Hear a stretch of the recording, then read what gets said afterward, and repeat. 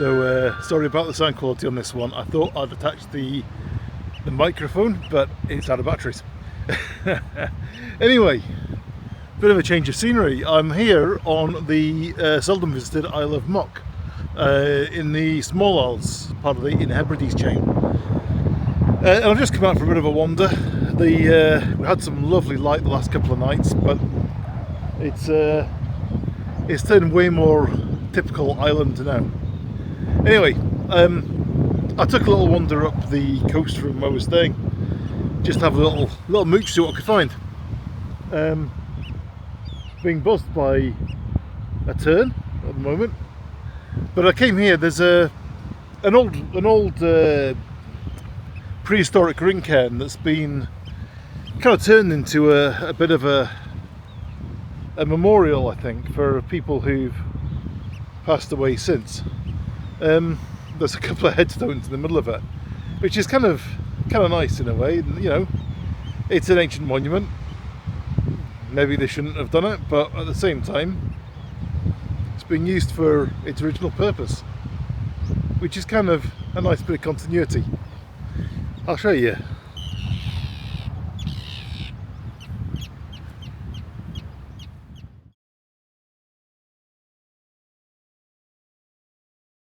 So the island out here is Horse Island, and this is Lamb Island, I think. Lamb would be in Orkney, wouldn't it? The terns are really not impressed by me being here, but I thought I would do a little video and show you a bit about where I am. Show you some of the pictures I took over the last couple of days, and show you a little bit about this island, because it's quite a unique place, really. It's, I say, tiny. We're on the opposite side to the harbour where we're staying. If you see over here, there's a big house in the mist.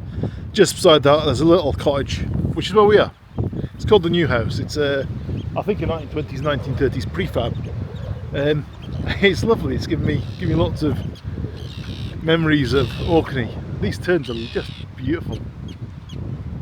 They might dive bomb me. They're a bit very protective over their nest sites, so I will be a little bit careful and try not to get too close.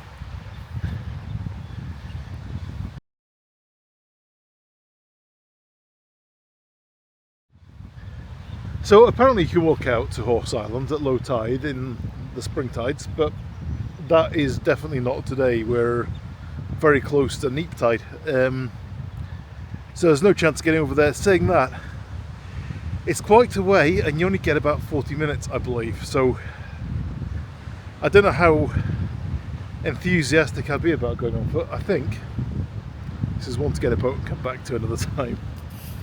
Lamb Island is much more doable though. That's just here. It's attached by a causeway right at the moment. But this wasn't actually where I was trying to get to today. I took a bit of a diversion because if I see archaeology on the map, I've got to go and look at that. The fate of being an archaeologist at one time. Anyway, even in this weather, there are things to photograph, and today I'm probably looking more at wildlife than scenes, because although there are bits that I will shoot,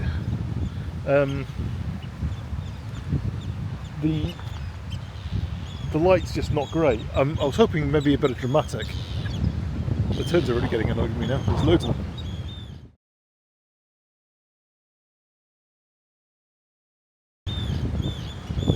So yeah, I'm going to shoot some wildlife. There's lovely little oyster catcher down there. The waves are looking dramatic.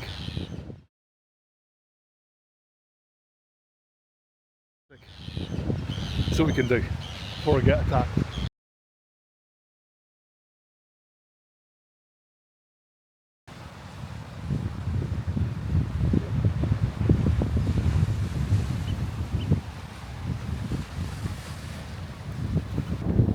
So I hope to show you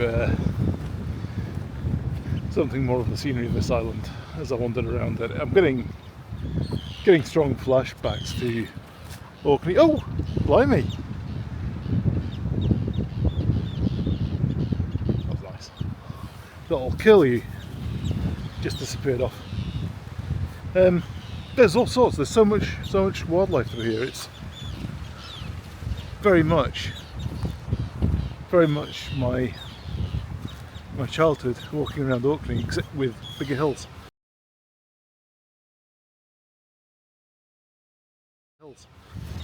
It's beautiful. I'm loving this. But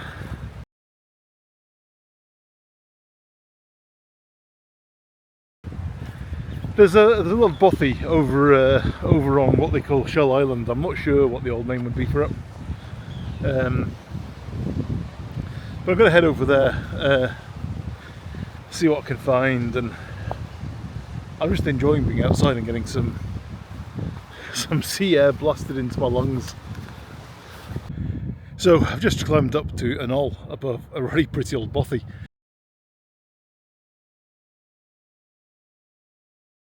And I was hoping that I'd find an easier way back to base from here. And I turned around and spotted that there's an old track right below me, I think, that looks like it gives me a fairly dry route back. So we're going to give that a try. I'm just going to show you the view from up here first, because it's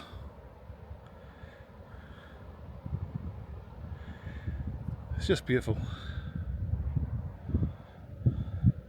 These are the kind of places that really speak to my soul, I have to say. Oh, I feel aggrieved climbing all the way back down there after I've just climbed all the way back up here, but never mind, let's go for it. And here's my track. It's not quite as good as it looked from up the top, but this is definitely the intended way, because it's a bridge. Oh, the wind's dropped and the flies are driving me to distraction. It's been a bit damp and a bit windy all day. There we go. I was looking at the maps earlier on of Muck and the aerial photographs, and it was amazing just how much evidence of human habitation there is.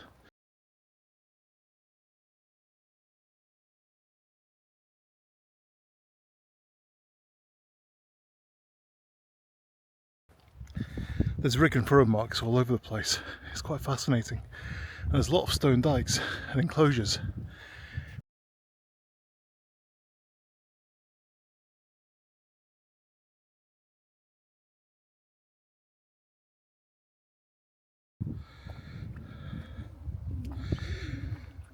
Found a much better track now.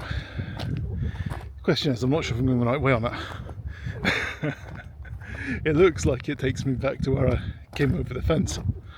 It's not exactly where I want it to be. I was hoping it's going to take me to the main track down.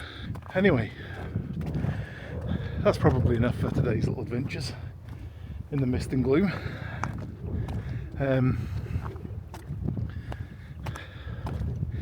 Let's see where this track takes me. I'm going home, but I hope to maybe do a little bit of filming somewhere else, and maybe get the drone up if it clears up a bit at some point, just see what we can see. That's the momentum. It was the right track, and I found a much easier way back down to the cottage, because it was a bit of a bog bash to get out there, and I'm not sure I fancy doing it again. This is much more civilised.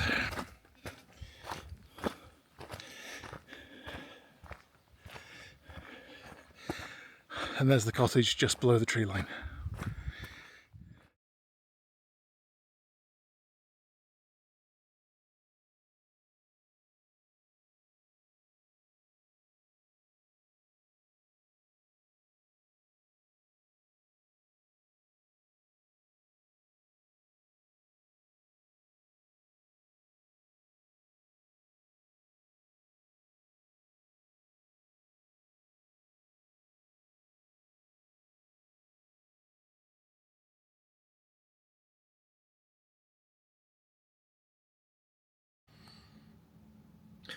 So I've been back home for a couple of weeks now, and there's all sorts going on. Some interesting new developments. I've ordered up a great big 6x17 film camera, which I'm looking forward to getting to grips with soon, with an intention of doing much more in the way of fine art, landscape work, and architectural work. Excuse my child laughing in the background. I've also joined the Inverness darkrooms, so there's going to be a lot more hand processing, hand printing. I'm quite looking forward to that. It's going to be a bit of an adventure. I haven't done any of that since the mid-90s. But in order to get onto that, I've needed something to practice one while I'm waiting for this ridiculous new camera to arrive from China. So I've ordered a little pocket sprocket. Sprocket Rocket, that's what it's called. 35mm panoramic lomography camera, which I'm sure will be kind of terrible, but I'm hoping it's kind of terrible in a good way. That should be arriving. It might arrive tomorrow, or certainly by Monday, I think. It's been dispatched. So we'll do a little bit of a video about that when it arrives, and show you some of my first efforts of film photography since the early noughties. I've got a roll of Ilford HB5 and a roll of Ilford FP4, I think, coming with that. Just 24 exposures each, so it should be some fun getting grips around those. And then we'll do a big thing on the big 6x17. Which I'm really excited about. I want to do a lot more content about going out and taking the pictures, the techniques that I'm using, and show you the results, and maybe even show you a bit of the work in the darkroom or something. I want to get away from purely commercial work. I want to start doing something much more artistic. And I think the week on Muck has really just cemented those ideas in my mind, along with a few others as well. So, interesting times. Thanks for watching. Give us a like and subscribe, and watch this space. See you soon. Bye bye.